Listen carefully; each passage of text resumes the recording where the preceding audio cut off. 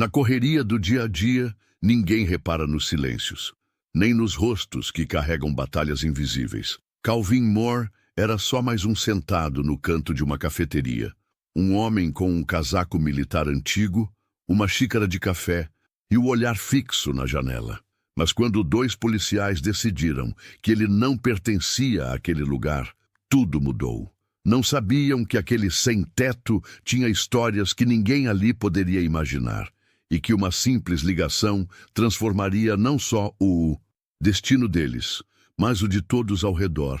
A cafeteria da esquina da Huerta com a Lincoln Avenue, em Denver, era um daqueles lugares que carregam a rotina da cidade. Gente entrando e saindo, copos sendo enchidos, baristas chamando nomes errados no balcão.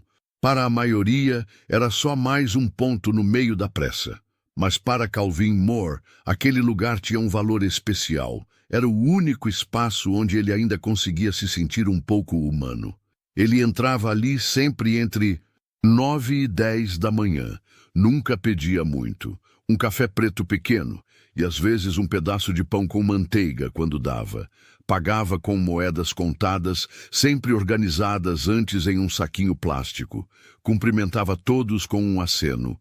Sentava no mesmo canto, próximo à janela, e ficava olhando o movimento da rua como quem tentava se lembrar de algo que tinha ficado para trás. Naquela manhã, o frio estava mais cortante do que o normal. Por isso, Calvin vestia seu velho casaco militar verde-oliva, surrado pelo tempo, mas ainda carregando no peito o nome bordado, C. Moore. Era tudo o que lhe restava da sua antiga vida. O casaco era mais do que roupa. Era lembrança, identidade e abrigo. Ele entrou, pediu seu café com um bom dia quase sussurrado e foi para seu canto. Estava com as mãos enluvadas e o olhar cansado. Não parecia diferente de qualquer outra manhã. Mas naquele dia, dois policiais haviam parado a viatura ali perto. Estavam patrulhando a área após uma denúncia genérica sobre um sujeito estranho rondando estabelecimentos. Eram os oficiais Reed e Jacobs. Reed, mais velho, com 15 anos de corporação, tinha a postura típica de alguém que confunde experiência com autoridade absoluta. Jacobs, mais novo, seguia os passos do parceiro sem questionar.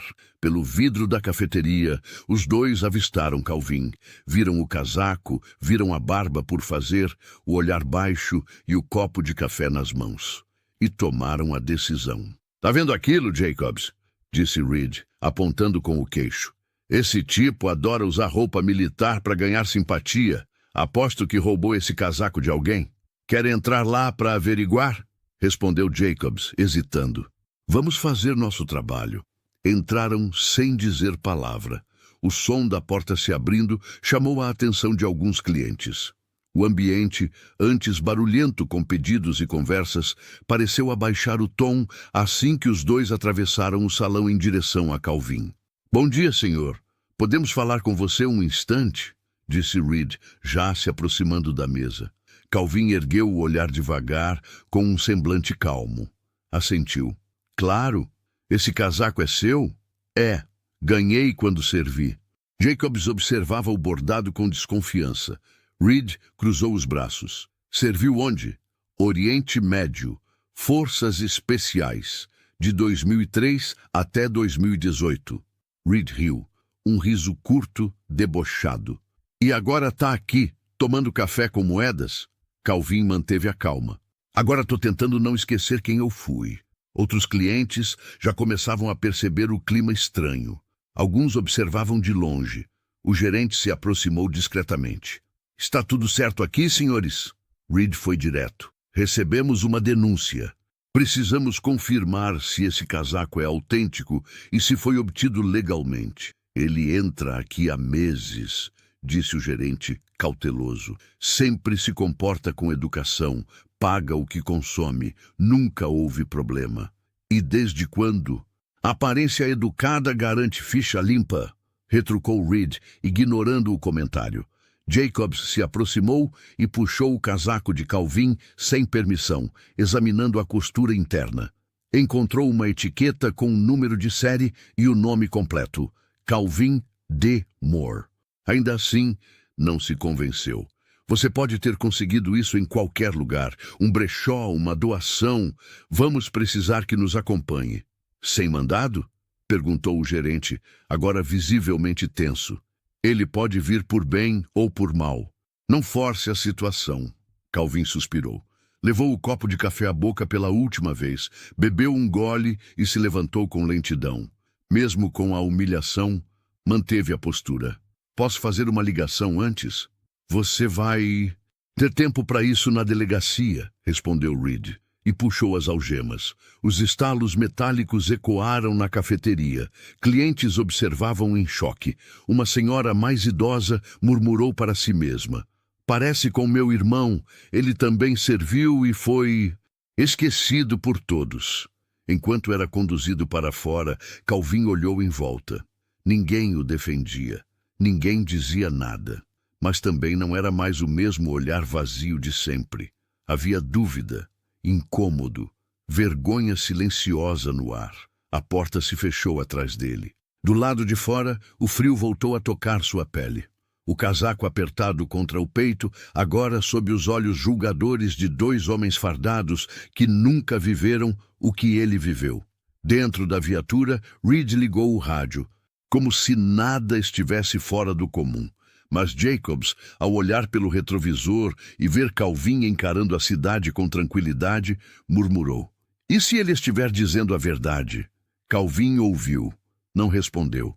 Apenas sorriu com um canto de boca e disse, quando vocês ligarem para confirmar, vão entender tudo. Jacobs franziu a testa, mas ainda não sabia o que o aguardava. Ninguém sabia. A viatura parou em frente à delegacia do Distrito 12, no centro de Denver. Uma construção fria, de concreto envelhecido, onde o cheiro de café velho e papel molhado se misturava ao som abafado de passos e portas se abrindo com estalos. Calvin saiu da viatura sem dizer uma palavra. Seus pulsos ainda estavam marcados pelas algemas, mas sua postura era firme, quase elegante, mesmo sob o peso da humilhação. Reed empurrou a porta e conduziu-o até o interior da recepção, onde alguns agentes circulavam, rindo de piadas internas, atendendo telefonemas, preenchendo relatórios. Temos um detido. Possível uso indevido de vestimenta militar oficial, disse Reed para a agente atrás do balcão. Sem resistência? Nenhuma, mas não tem documentos. Alega ter servido nas forças especiais. Nome, Calvin Moore. A agente digitou o nome no sistema. O rosto dela, que inicialmente carregava a neutralidade de quem repete tarefas há anos, de repente congelou por um segundo. Ela olhou para a tela, depois para Calvin, mas não disse nada. Apenas imprimiu uma ficha e pediu. Levem ele para a sala 3.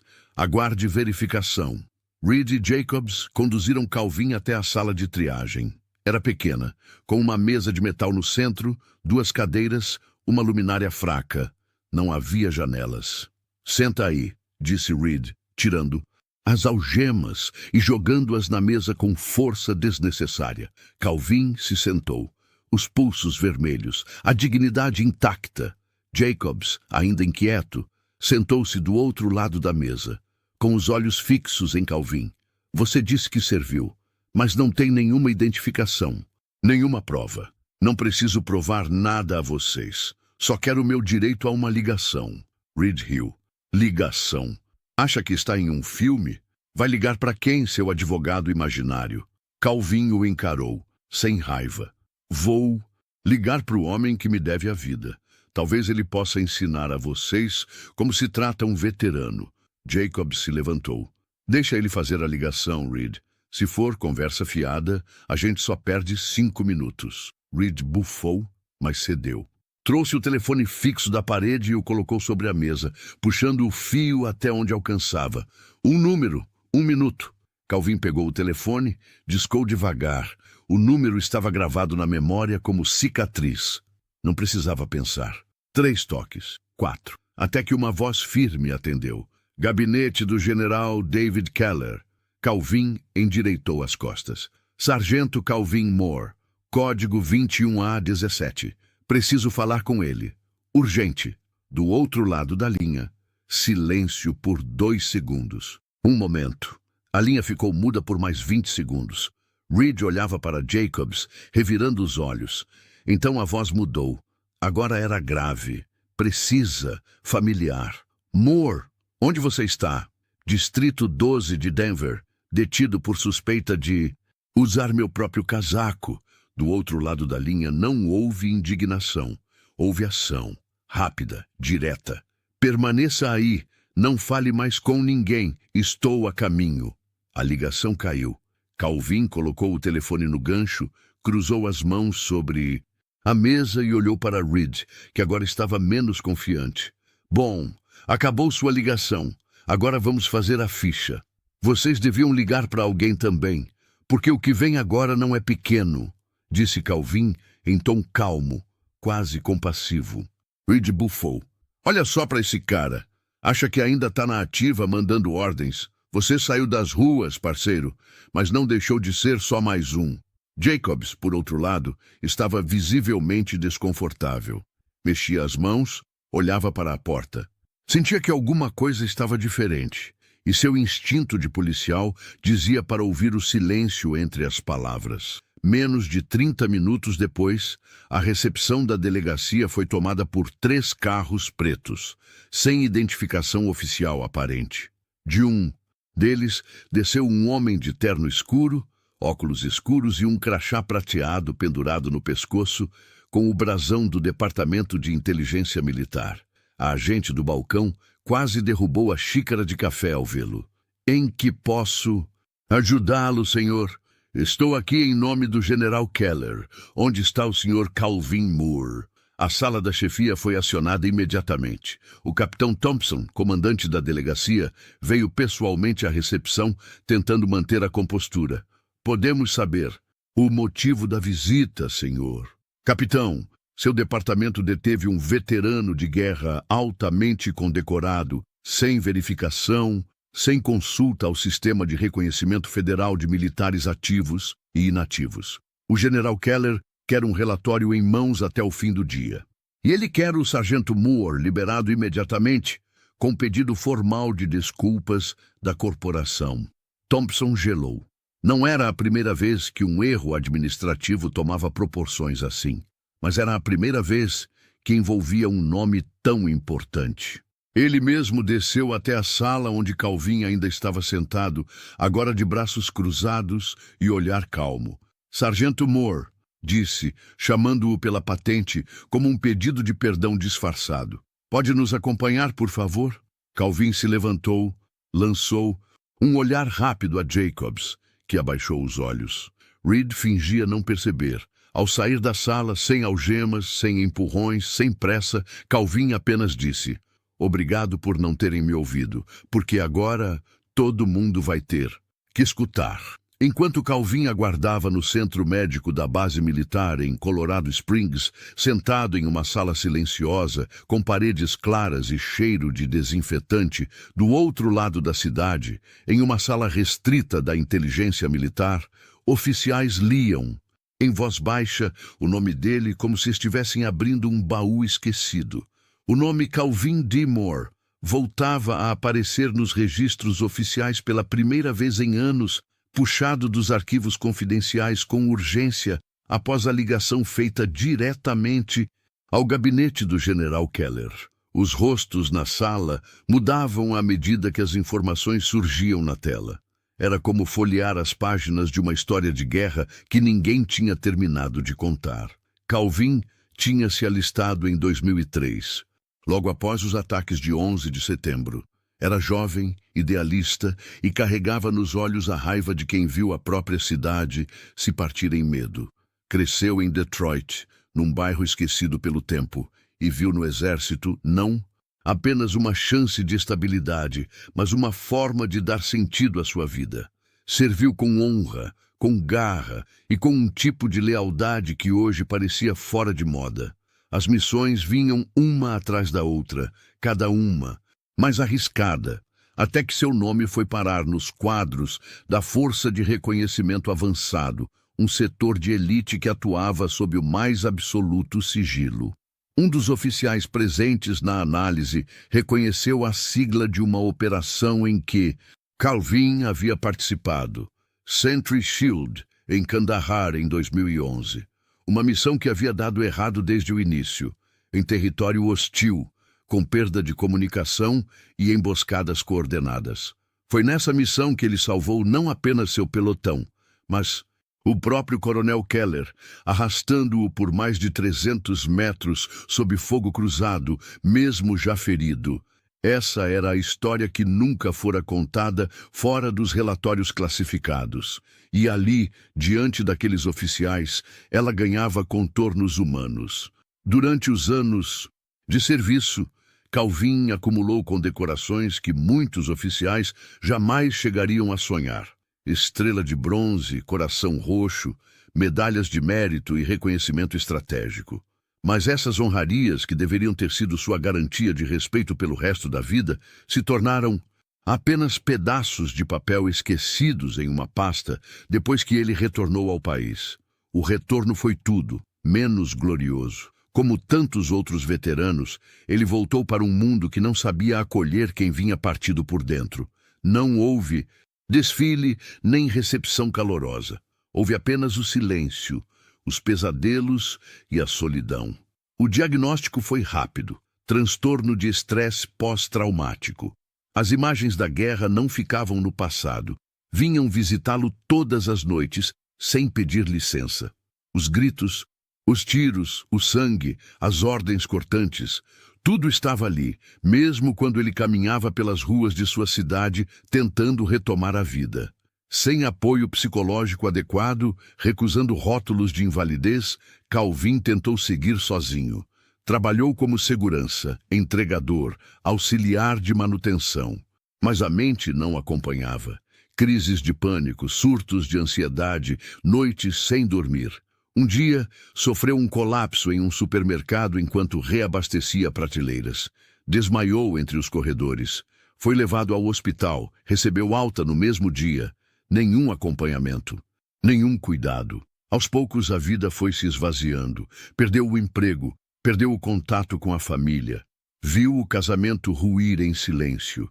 E então, com uma mochila nas costas e o casaco militar ainda como único abrigo, passou a dormir nas ruas. Tornou-se um rosto entre tantos. Um nome que ninguém dizia, uma memória viva da guerra, largada no concreto frio da cidade que ele um dia jurou proteger. E mesmo assim, nunca pediu esmola, nunca perdeu a postura. Ainda mantinha os sapatos alinhados ao lado do corpo quando dormia. O casaco, sempre dobrado com cuidado, antes de ser usado de novo no dia seguinte. Um ritual de respeito a si mesmo, mesmo quando ninguém mais lhe oferecia o mesmo. Naquela manhã em que foi detido, ele não esperava justiça, apenas um café quente e uma hora de paz. Mas a reação dos policiais reacendeu uma parte dele que ainda resistia, a parte que sabia quem era. E sabia que não havia lutado tanto para terminar calado em uma cela, tratado como farsante. De volta à base, depois da verificação dos arquivos e da confirmação de identidade, Calvin foi chamado para uma sala privada. Lá estavam o capitão Lang, responsável pelo centro médico, e 2 oficiais do departamento de veteranos, todos de pé quando ele entrou. Lang o olhou com respeito, não com pena, com respeito. Sargento Moore, eu li cada linha do seu dossiê e, com toda a sinceridade, nós falhamos com o senhor. O sistema inteiro falhou. Calvin se manteve firme, mas não respondeu. Queremos corrigir isso. O senhor tem direito à moradia assistida, atendimento médico completo e pensão militar retroativa. Mas mais do que isso, queremos escutar o senhor, ouvir sua história. E se o senhor aceitar, incluir seu nome em um novo programa de resgate e reintegração para veteranos em situação de rua. Calvin baixou os olhos, respirou fundo. Não queria caridade, não queria medalhas de volta. Queria apenas não ser ignorado. Queria que ninguém mais tivesse que provar como ele que ainda era um ser humano. Ergueu o olhar e respondeu com voz baixa, porém firme. Se eu puder impedir que mais um irmão de farda termine como eu, Então estou dentro. Naquele instante, ele não era só um veterano reintegrado, era o símbolo de uma ferida nacional que finalmente começava a ser tratada. Dentro da delegacia do Distrito 12, o ambiente havia mudado. Não de maneira declarada, não em palavras, mas nos olhares, no silêncio mais longo entre um comentário e outro, na forma como os agentes passavam pelos corredores, desviando o olhar quando cruzavam com Reed e Jacobs. Todos sabiam o que havia acontecido, mesmo que a história não tivesse chegado aos jornais nem viralizado nas redes. Não havia manchetes, não havia escândalo público. Mas dentro da corporação, o nome Calvin Moore agora era um lembrete vivo de um erro que ninguém queria repetir. Os 2 policiais foram oficialmente afastados das ruas. A ordem era clara: funções administrativas apenas, sem contato com o público, sem farda, sem arma. A medida, embora não definitiva, era simbólica. Estavam ali, dentro do sistema, mas fora da ação. Reed reagiu como quem recebe uma afronta pessoal. Resmungava pelos cantos, batia portas com mais força que o necessário e murmurava para os colegas que tudo era exagero, que estavam apenas fazendo o trabalho deles. Mas ninguém respondia. Até mesmo os mais próximos preferiam não se envolver. Jacobs, por outro lado, foi tomado por um silêncio diferente. Passava os dias em uma mesa no fundo do setor de arquivos, organizando pastas antigas, preenchendo formulários obsoletos e evitando o próprio reflexo nos vidros. Ele lembrava dos olhos de Calvin. Não os olhos de um sem-teto revoltado, mas os olhos de alguém que já tinha visto o pior da humanidade e, mesmo assim, se mantinha de pé. A imagem dele algemado, dizendo com serenidade que tudo mudaria com uma ligação, não saía da cabeça de Jacobs. No fundo, ele sabia, desde o início, havia algo naquele homem que não combinava com a sujeira da rua, nem com o julgamento apressado que ele e Reed fizeram. O Departamento de Conduta e Ética Interna abriu uma sindicância silenciosa. 2 representantes da corregedoria chegaram à delegacia, não para investigar um crime, mas para entender o que levou 2 policiais a tratarem um veterano de guerra com deboche e desconfiança, mesmo com indícios claros de sua identidade. Foi pedido o acesso aos relatórios da abordagem, aos áudios da viatura e aos depoimentos dos envolvidos. A investigação não buscava culpados com alarde. Buscava entender como a arrogância institucional se tornou padrão. O capitão Thompson, responsável pela delegacia, acompanhava o processo com um misto de vergonha e urgência. Era um homem experiente, respeitado, mas que sabia quando o silêncio de anos finalmente cobrava seu preço. Convocou uma reunião interna com os oficiais da casa, fechou as portas, desligou os telefones e falou com uma voz firme e sem rodeios. Disse que o caso Moore não era apenas sobre uma abordagem mal conduzida. Era um retrato de uma falha mais profunda, a incapacidade de ver a humanidade nas pessoas antes da farda. E se a polícia quisesse continuar existindo com algum respeito, teria que aprender a olhar de novo. Enquanto isso, Jacobs tomou uma decisão. Escreveu uma carta. Não foi um pedido de desculpas genérico. Não. Foi uma tentativa de limpar a própria imagem. Foi um texto sincero, rabiscado, reescrito 3 vezes antes de ficar do jeito certo. Levou até o capitão Thompson e pediu que fosse entregue a Calvin, se fosse apropriado. Na carta, Jacobs escreveu que lamentava profundamente o que havia feito, que não conseguia dormir direito desde aquele dia, que pela primeira vez se deu conta de que estava usando a farda para se proteger do que não queria ver, e que se Calvin permitisse, gostaria de um dia trabalhar em algum programa de escuta, de apoio, de qualquer coisa que evitasse que outros como ele passassem pela mesma humilhação. Thompson leu a carta em silêncio, não disse palavra, apenas assentiu e garantiu que ela seria entregue. Calvin recebeu a carta ainda no centro médico, leu devagar 2 vezes, depois a dobrou com cuidado e guardou no bolso interno do casaco, no mesmo lugar onde ficavam as lembranças que ele escolhia carregar. Não fez comentário. Apenas olhou pela janela e pensou que, se aquele jovem estava disposto a aprender, então talvez alguma coisa ainda pudesse mudar. Já Reed se recusava a reconhecer qualquer erro. Quando foi chamado para uma entrevista com os avaliadores da corregedoria, sustentou que seguiu o protocolo. Disse que a situação era suspeita, que o uso de vestimenta militar por civis sem identificação era passível de verificação. Repetia os termos técnicos como quem se agarrava a eles para não admitir que havia julgado alguém pela aparência. Mas os investigadores não se impressionaram. Um deles, veterano aposentado, perguntou a Reed se ele sabia como era dormir na rua mesmo depois de ter salvado vidas por seu país. Reed não soube responder. Ao final do processo, Jacobs recebeu recomendação para ser reintegrado ao patrulhamento em estágio supervisionado, com acompanhamento psicológico e participação obrigatória em programas de empatia e abordagem humanizada. Reed foi colocado em licença disciplinar por tempo indeterminado. O sistema não gritou sua culpa, mas também não a esqueceu. Dias depois, o capitão Thompson fixou um quadro de madeira no saguão central da delegacia. Nele, uma única frase gravada em baixo relevo: "A dignidade não se mede pela aparência. Se reconhece no silêncio de quem já viu a guerra." Nenhum nome foi citado, mas todos sabiam de quem falava. A justiça feita a Calvin não foi uma vingança.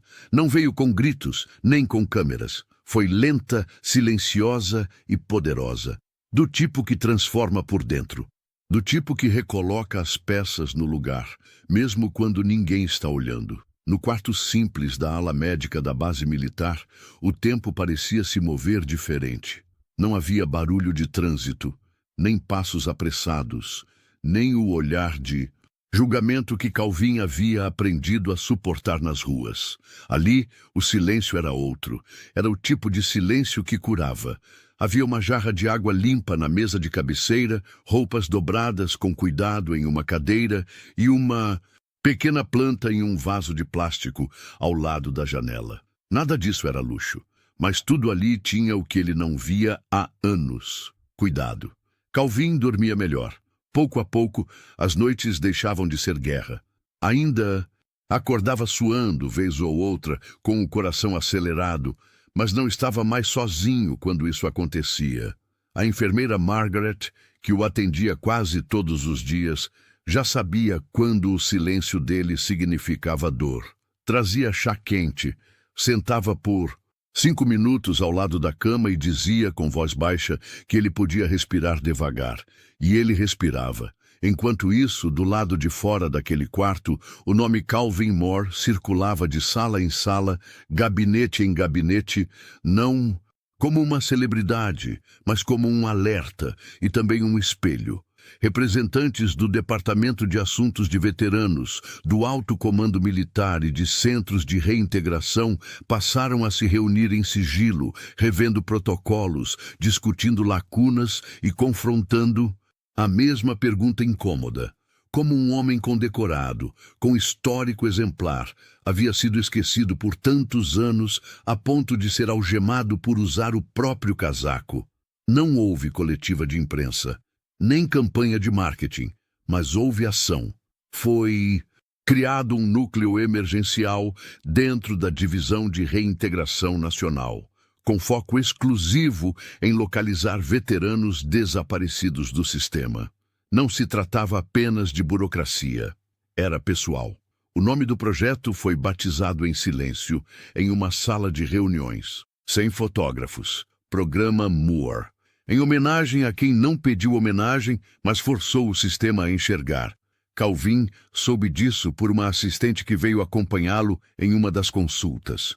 Ela disse que um grupo de veteranos da base começaria a fazer visitas em abrigos, estações e pontos de rua. Iriam levar documentos, escutar histórias e garantir que ninguém mais caísse no mesmo buraco invisível.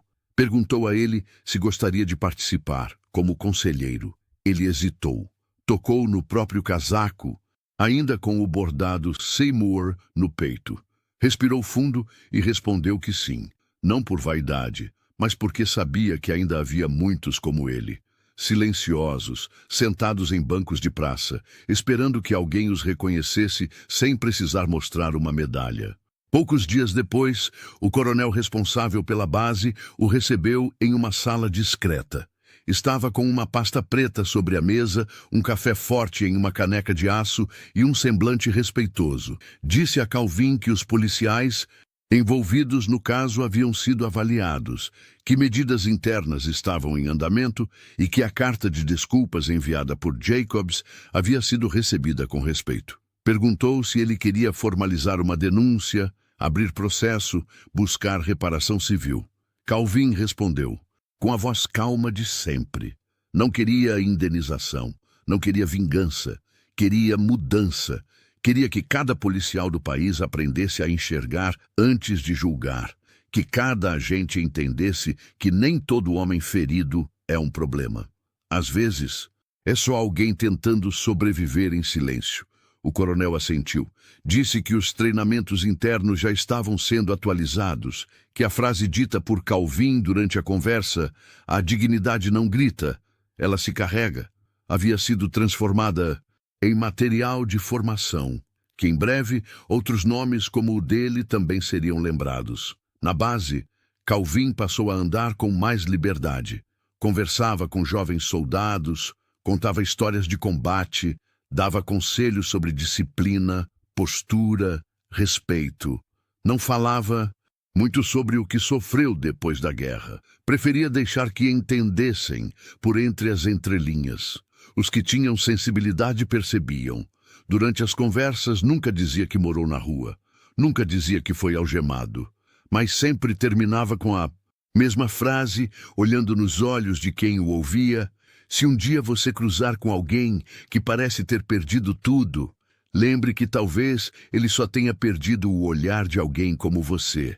Nas reuniões internas do Exército, era tratado como veterano ativo. Recebeu os benefícios atrasados, um novo documento militar e uma carta assinada pessoalmente por Keller, agradecendo novamente pela vida salva em Kandahar. Mas o que Calvin mais guardou foi outra coisa.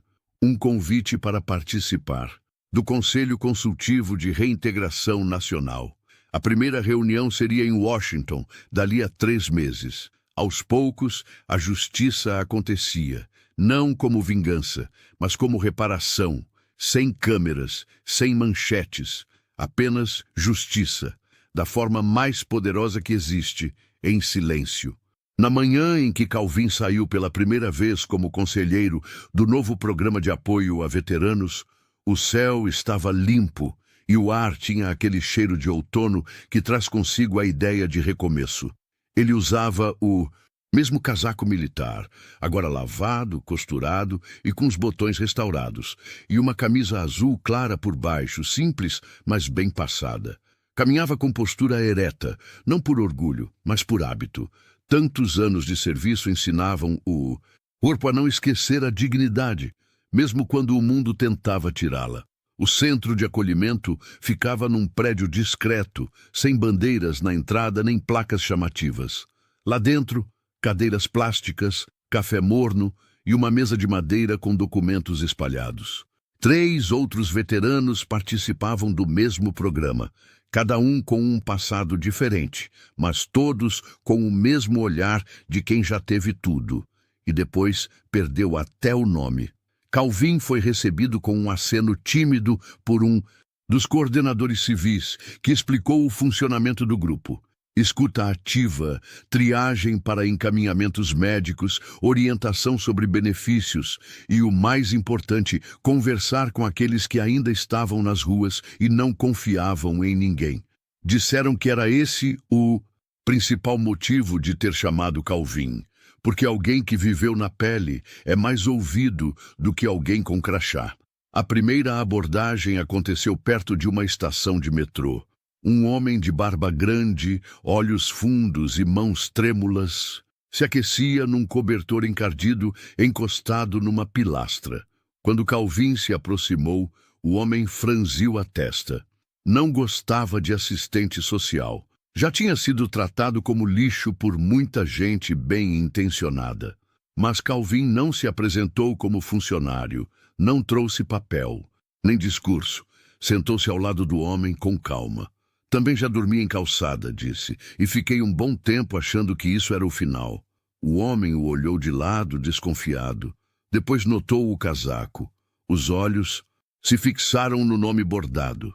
Ficaram ali, imóveis, por uns segundos, até que a pergunta veio. Era seu mesmo esse casaco? Calvin olhou para frente, sem desviar o olhar da rua. É, quase me prenderam por causa dele. Achavam que eu não podia ter algo assim. O silêncio que se seguiu foi mais honesto que qualquer palestra.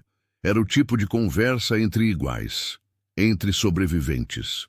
Na semana seguinte, o centro recebeu mais 5 veteranos. 2 deles disseram que só foram até lá porque ouviram falar de um cara de casaco verde que sentava e escutava sem tentar salvar ninguém à força. Aos poucos, Calvin foi se tornando referência sem querer ser. Não dava conselhos prontos, não prometia milagre. Dizia apenas o que viveu e mostrava com a própria presença que havia caminho possível depois da queda. Nem sempre fácil, nem sempre rápido, mas havia. Com o tempo, foi convidado a participar de rodas de conversa dentro de abrigos. Levava chá, às vezes café, e sentava com os homens em volta de uma mesa de plástico, ouvindo histórias de batalhas que não estavam nos livros. Batalhas contra o frio, contra a fome, contra a própria mente. Num desses encontros, um jovem chamado Travis perguntou a Calvin por que ele voltou. Por que não ficou escondido, como tantos outros? Calvin pensou por um instante antes de responder. Porque um dia eu fiz uma ligação e alguém atendeu. E quando isso acontece, você não pode mais se calar, porque tem gente lá fora esperando ser ouvida também. O rapaz assentiu, enxugando o nariz. Tinha servido no Afeganistão também. Perdeu um irmão em uma explosão. Nunca mais foi o mesmo. Estava há 2 anos sem contato com a família.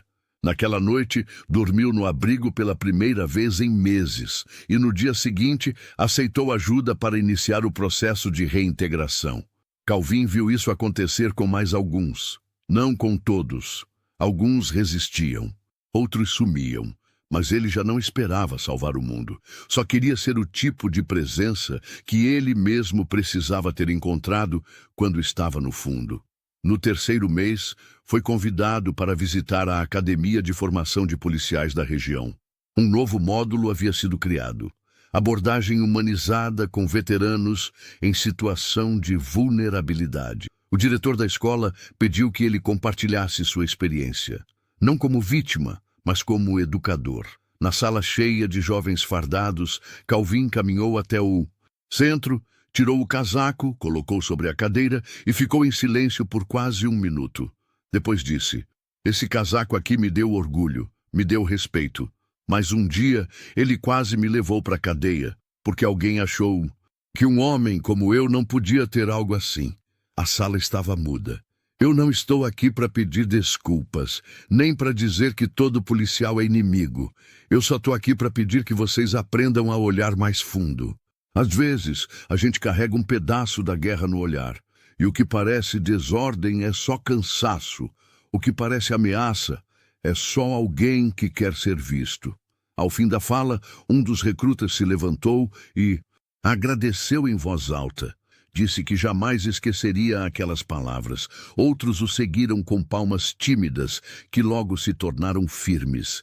Não era homenagem, era reconhecimento. Calvin saiu dali sem alarde, como sempre, mas algo dentro dele estava mais leve. Como se, enfim, as cicatrizes começassem a ter função. Como se a dor tivesse encontrado um caminho para virar ponte. No caminho de volta para casa, caminhando pela calçada com o casaco fechado até o pescoço, ele parou por um instante, olhou para o céu limpo e pensou que talvez o uniforme nunca tenha sido a parte mais importante. Talvez fosse quem ele escolhia ser depois dele. Na primeira sexta-feira de dezembro, a base militar em Colorado Springs amanheceu coberta por uma névoa fina. O frio cortava pelas frestas das janelas e deixava o chão úmido, mas dentro do pequeno centro de reintegração, o clima era outro. A sala principal estava cheia. Não havia bandeiras ou faixas, nem repórteres ou fotógrafos. Mas cada rosto ali carregava um silêncio atento, como quem sabe que algo importante está para acontecer. Calvin chegou cedo, como sempre fazia. Cumprimentou os funcionários pelo nome, trocou 2 ou 3 palavras com os veteranos do dia e deixou seu casaco sobre o encosto da cadeira, pendurado com cuidado. No bolso, levava um pequeno caderno onde anotava os nomes e histórias de cada homem com quem conversava. Nunca deixava passar. Dizia que lembrar o nome de alguém era o primeiro sinal de que ele existia. Ele não sabia exatamente o motivo do convite. Disseram que haveria uma pequena reunião com representantes do alto comando. Talvez uma conversa sobre melhorias no programa, talvez só uma cerimônia interna. Calvin não se importava com os detalhes. Tinha aprendido a não criar expectativas com as instituições, apenas fazer o melhor no espaço que tinha. Quando a sala já estava composta, um coronel entrou. Era o mesmo homem que havia coordenado o início do programa Moore. Tinha postura firme, mas olhos gentis. Trazia consigo uma pequena caixa de madeira escura e uma folha dobrada. Pediu licença, colocou a caixa sobre a mesa e olhou para Calvin. Senhor Moore, pedi que todos estivessem aqui hoje porque há algo que precisa ser feito. Algo que foi esquecido por tempo demais.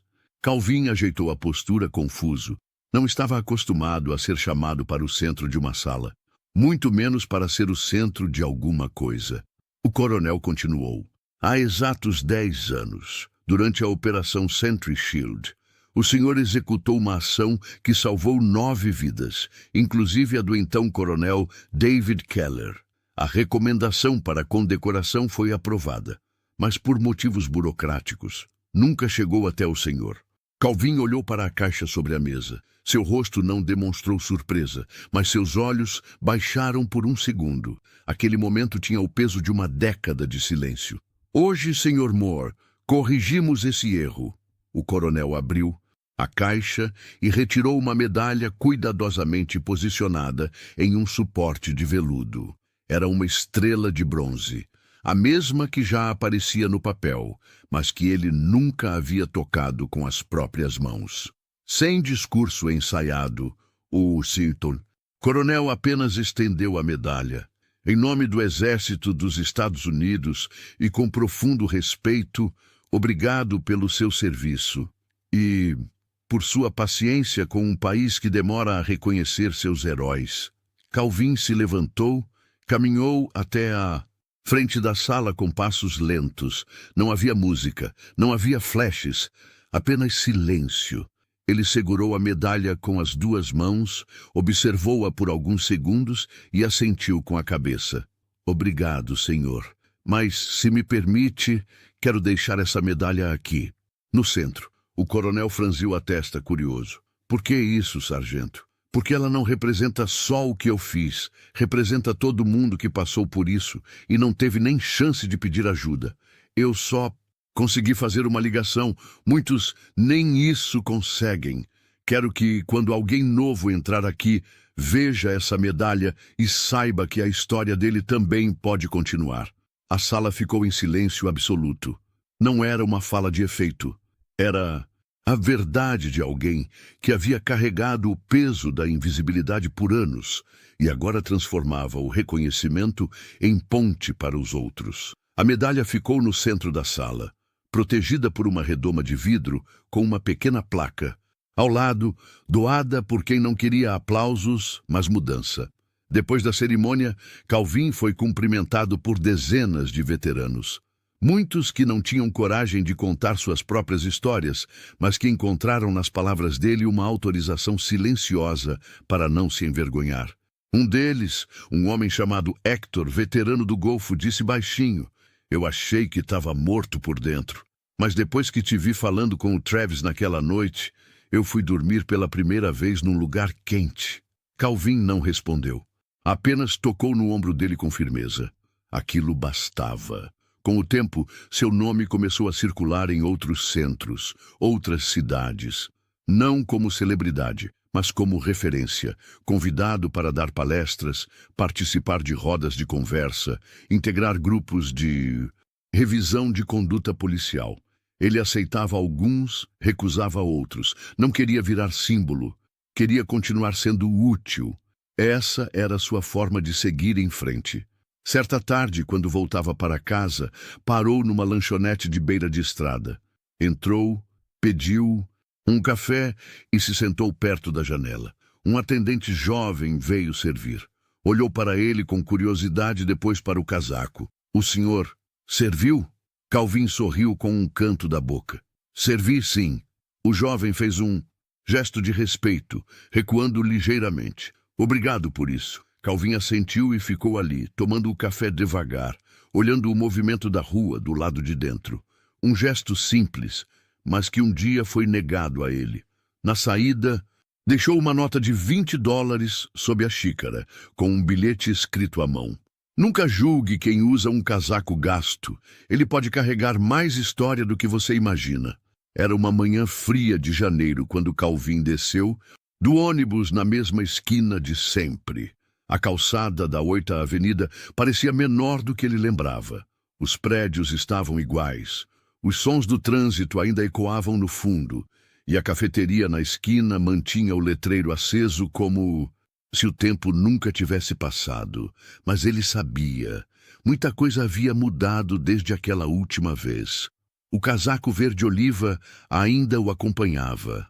Agora limpo, restaurado, com as costuras reforçadas e o bordado Seymour brilhando discretamente no peito. Era o mesmo de antes, mas carregava uma nova camada de significado. Não era mais apenas símbolo de sobrevivência, era prova de que ele ainda estava aqui. Calvin empurrou a porta da cafeteria com cuidado. O sininho acima dela soou como antes, e o cheiro de café fresco o envolveu com uma força quase nostálgica. Era o mesmo cheiro daquele dia em que fora abordado injustamente. Mas agora, ele não era mais o mesmo homem que saíra algemado dali. O lugar estava levemente mais movimentado. Pessoas sentadas em mesas, concentradas em telas, copos nas mãos, fones nos ouvidos. Ninguém o notou de imediato. Ele caminhou até o balcão com passos firmes, tirou a carteira e pediu. Um café pequeno, por favor. Sem açúcar. O atendente, um jovem novo, pegou o copo de papel, serviu a bebida e, quando olhou para Calvin, pareceu hesitar por um segundo. Seus olhos passaram pelo casaco, pelo rosto, e então ele perguntou com voz baixa. O senhor já veio aqui antes, não? Calvin sorriu. Já. Uma vez não fui bem tratado. O jovem mordeu o lábio inferior sem saber o que dizer. Apenas ofereceu o café com um gesto respeitoso e não cobrou. É por conta da casa. Calvin agradeceu com um aceno e se dirigiu para o canto da cafeteria, para a mesma mesa onde costumava sentar. Estava vaga, como se estivesse esperando por ele. Sentou-se com calma, colocou o copo sobre a mesa e observou a rua pela janela. O fluxo de pessoas, os carros, a pressa. Era tudo igual, mas ele sentia diferente. Pela primeira vez, não carregava o peso da invisibilidade. Ele não precisava mais provar nada para ninguém. Do outro lado do balcão, o gerente do local o viu. Congelou por um instante. Reconheceu de imediato. O homem que, meses atrás, havia sido retirado dali como um criminoso por usar o próprio casaco. Engoliu seco. Respirou fundo. Saiu de trás do balcão e caminhou até ele. Parou diante da mesa. Calvin ergueu os olhos, reconheceu o rosto. O tempo tinha passado, mas o olhar era o mesmo. Senhor Moore, certo? Sim. O gerente se mexeu sem saber bem o que dizer. As palavras pareciam maiores que a boca. Eu me lembro daquele dia. Eu estava aqui. Eu não fiz nada. E isso me persegue desde então. Calvin não respondeu de imediato. Pegou o copo, tomou um gole de café, esperou. Depois disse: eu também me lembro. Lembro que ninguém disse nada, nem você. Mas eu também sei que o medo às vezes paralisa e que o silêncio cobra caro. O gerente olhou ao redor, como se buscasse apoio nas paredes. O senhor me perdoa? Calvin o encarou. Havia ali, naquele pedido, algo que ele não ouvia com frequência. Não era apenas culpa, era desejo sincero de reparar. Ele assentiu com um leve gesto de cabeça. Eu não guardei raiva, guardei memória. E usei ela para construir outra coisa. Isso sim, ninguém pode tirar da gente. O gerente respirou aliviado. Parecia mais leve. Pediu licença e voltou ao balcão. Não havia plateia, nenhum aplauso, nenhum registro. Mas naquele pequeno gesto havia mais significado do que 1000 pedidos públicos. Calvin terminou o café devagar. Observou o movimento por alguns minutos. O mundo andava. E ele também. Na saída, passou pelo balcão, deixou uma nota de 20 dobrada ao lado da xícara vazia e disse ao atendente: pode usar isso para pagar o próximo veterano que entrar aqui e diga que foi alguém que entende. O jovem sorriu. Era novo demais para entender o peso exato daquelas palavras, mas sentiu que devia guardá-las. Calvin saiu da cafeteria e caminhou até o ponto de ônibus. Esperaria pouco, mas o tempo já não o incomodava. Sentou-se no banco de metal, ajeitou o casaco e olhou o céu. Respirou fundo. Pensou em tudo o que viveu, em tudo o que perdeu e no que reconstruiu com silêncio, paciência e coragem. Ele nunca buscou vingança, nunca quis ser notícia. Queria apenas ser reconhecido como homem, como cidadão, como alguém que serviu e caiu, mas se levantou. E naquele instante, sentado sozinho na calçada fria, ele soube que tinha conseguido. Os meses passaram como passa o vento frio de março, discretos, consistentes, mudando tudo sem fazer alarde. Calvin continuava sua rotina, simples entre o centro de reintegração, as visitas aos abrigos e sua pequena casa nos arredores de Colorado Springs. O casaco verde, símbolo de tudo o que ele viveu, agora pendia no hall de entrada, respeitado como parte da casa, mas já não grudado ao corpo como antes. Ele não precisava mais provar nada. No centro, as cadeiras começaram a se encher mais rápido. Veteranos que antes desconfiavam de qualquer ajuda passaram a aparecer com mais frequência. Alguns vinham apenas pelo café, outros por curiosidade, mas a maioria vinha porque alguém lhes disse que ali havia um homem que sabia escutar de verdade. Não havia cartazes com sua foto, nem folders com sua história. Mas em cada canto do centro, em cada conversa sussurrada entre um acolhido e outro, o nome dele circulava como uma espécie de segredo compartilhado. O Moore. Diziam que ele não fazia perguntas que machucavam, que ele ouvia até o fim, e que, quando falava, não usava frases prontas, falava com verdade. Os atendentes do programa começaram a notar algo curioso. Quando Calvin estava presente, a tensão nos ambientes diminuía. Mesmo os mais fechados se acalmavam. Não era carisma, era presença. Ele não precisava comandar para liderar. E isso era mais poderoso do que qualquer farda. Em uma manhã nublada, um jovem chamado Miguel apareceu pela primeira vez no centro. Era calado, olhar desconfiado, com o corpo sempre curvado, como quem carrega o mundo nos ombros. Tinha servido por pouco tempo, mas o que viu e viveu fora suficiente para quebrá-lo por dentro. Passou 2 anos nas ruas. Não falava com ninguém. No primeiro encontro com Calvin, ficou em silêncio. Nos 10 minutos seguintes, também. No segundo, dia, apenas respondeu com sim e não. Foi no 8º dia que do nada começou a falar. Contou tudo de uma vez, como quem precisava vomitar a dor. Ao fim, com os olhos vermelhos, perguntou: por que o senhor escuta? Sem me interromper, sem tentar consertar. Calvin demorou a responder: porque quando eu precisei, ninguém escutou. E sobreviver só fez sentido quando eu entendi que podia ser o ouvido que faltou para mim. Miguel passou a frequentar o centro. Um mês depois, se ofereceu para ser voluntário na organização dos arquivos. 2 meses depois, se candidatou para uma vaga no programa oficial. Hoje, ajuda outros que chegam calados como ele. O efeito Calvin não se limitava aos centros de apoio. Na delegacia do Distrito 12, onde tudo havia começado, o nome dele foi incorporado a um protocolo interno. Um pequeno manual distribuído aos novatos trazia um capítulo chamado Caso Moore, com orientações claras sobre como abordar indivíduos em situação de rua, principalmente aqueles com indícios de histórico militar. O conteúdo era discreto, técnico, mas carregava a essência do que aconteceu. Respeitar antes de suspeitar, escutar antes de interrogar. Jacobs, o jovem policial, foi reintegrado com restrições. Participava ativamente das formações internas e, por iniciativa própria, passou a dar aulas sobre abordagem humanizada. Em uma dessas aulas, contou a história de Calvin para os recrutas. Eu algemei um homem que salvou mais vidas do que eu posso contar. E mesmo assim, ele não me tratou como inimigo. Ele me ensinou com o silêncio. Alguns riram desconfortáveis. Outros se emocionaram. Mas ninguém saiu dali indiferente. Enquanto isso, Calvin recusava convites para dar entrevistas. 2 produtoras procuraram o centro pedindo autorização para fazer um documentário sobre ele. Ele recusou ambas. Disse que sua história não era entretenimento.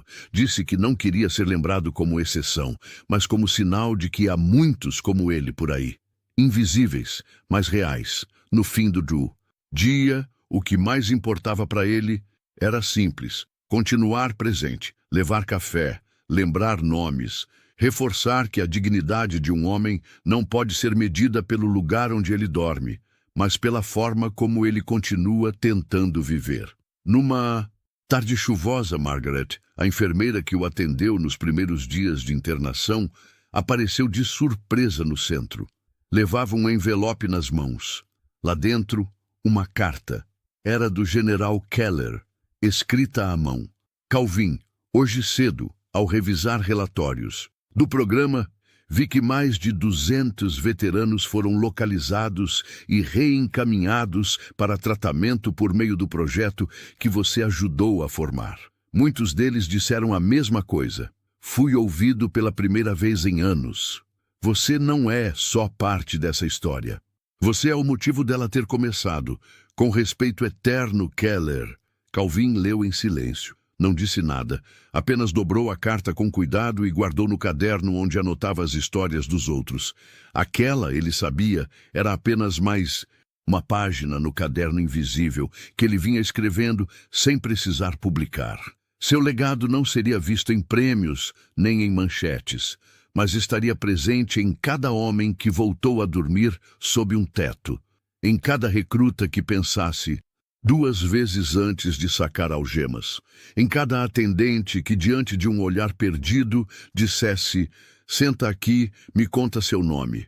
Um legado que não se grita, que não se aplaude, um legado que se sente.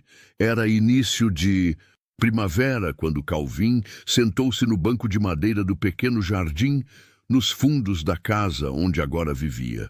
As flores ainda não haviam desabrochado por completo, mas o verde começava a vencer o frio.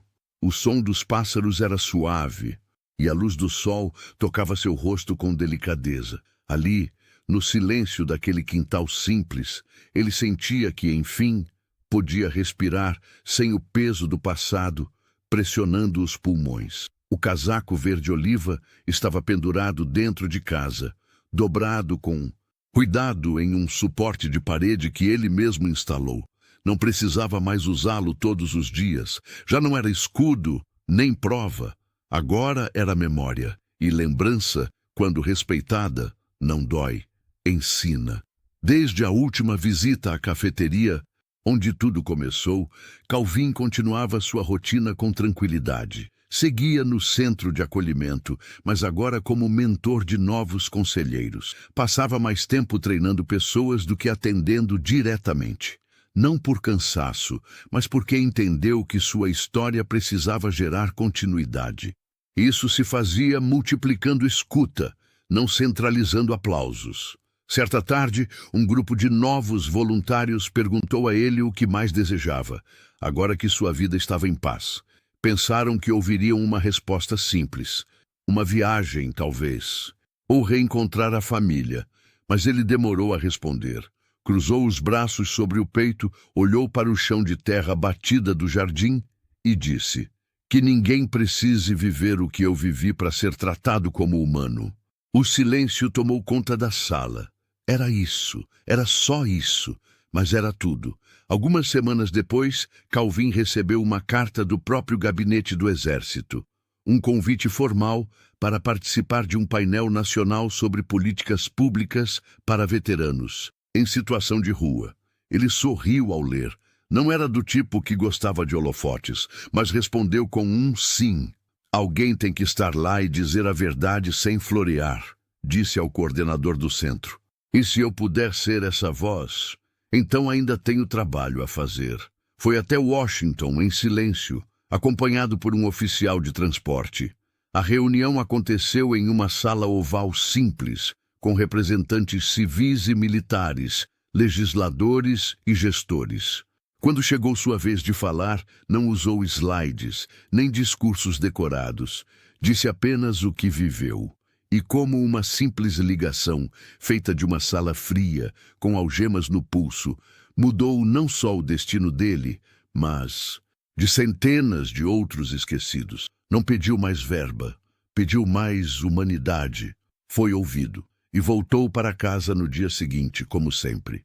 Discreto, em paz. Nos últimos dias de abril, Calvin passou a acordar mais cedo. Ia ao mercado, comprar pão fresco, cumprimentava os vizinhos pelo nome, varria a calçada da frente e, às vezes, ajudava o idoso da casa ao lado com os sacos de lixo. Nada grandioso, apenas vida. E para alguém como ele, viver com calma era a maior conquista. Em uma tarde comum, ao passar por um ponto de ônibus, viu um homem sentado no chão, com um cobertor sobre os ombros e um olhar vazio. Era um rosto novo, alguém que ainda estava preso no silêncio do abandono. Calvin se aproximou, se agachou ao lado e perguntou: "Já tomou café hoje?" O homem negou com a cabeça. Calvin tirou uma garrafinha térmica da mochila e serviu num copo descartável. Sentou-se ao lado e ficou ali. Sem perguntas, apenas presença, porque ele sabia como aquilo começava. Sabia que antes de tirar alguém da rua, é preciso tirar a rua de dentro dele. E isso só se faz com tempo, com respeito, com escuta. De volta à casa, antes de dormir, Calvin sentou-se na varanda. Observou o céu, agora limpo. Respirou fundo e pensou em tudo o que havia vivido, da guerra ao abandono, da calçada à cafeteria, da humilhação à justiça. E agora, o silêncio. Que o envolvia era outro. Não era o silêncio do esquecimento, era o silêncio da paz merecida. Ele fechou os olhos e, por um segundo, ouviu vozes antigas, gritos de combate, estalos de tiro, chamados por rádio. Mas dessa vez, eles não o assustaram, apenas passaram, como quem se despede. Na manhã seguinte foi ao centro como sempre. Cumprimentou os colegas, organizou os nomes das triagens do dia e tomou seu café, sentado no mesmo canto de sempre. Mas havia algo diferente no ar. Todos sabiam. Aquela história estava chegando ao fim, mas não era um fim triste. Era um encerramento digno. Calvin não precisava mais estar ali todos os dias. Ele havia deixado sua marca. E agora, outros sabiam como continuar. Antes de sair, deixou um envelope na recepção, endereçado aos futuros conselheiros. Dentro havia uma única folha, com uma frase escrita à mão. Se você ouvir com o coração, eles vão saber que podem voltar para casa. E assinava apenas com Moore. O tempo passou e Calvin seguiu sua vida, agora anônima outra vez. Mas seu nome ainda ecoava nos corredores dos centros, nas delegacias reformuladas, nas academias de policiais e principalmente nos cafés quentes servidos com respeito. Ele não virou manchete. Não deu entrevista, mas transformou o mundo de quem mais precisava. E talvez, no fundo, essa seja a verdadeira definição de herói. Essa é a história de Calvin Moore, um homem esquecido pelas ruas, julgado por um uniforme, mas lembrado como símbolo de humanidade, dignidade e transformação. Agora eu te pergunto, você já julgou alguém pela aparência, sem imaginar o que ele poderia estar carregando por dentro? Comente aqui embaixo. E se essa história tocou você, inscreva-se no canal para não perder as próximas histórias emocionantes e inesquecíveis. Até a próxima.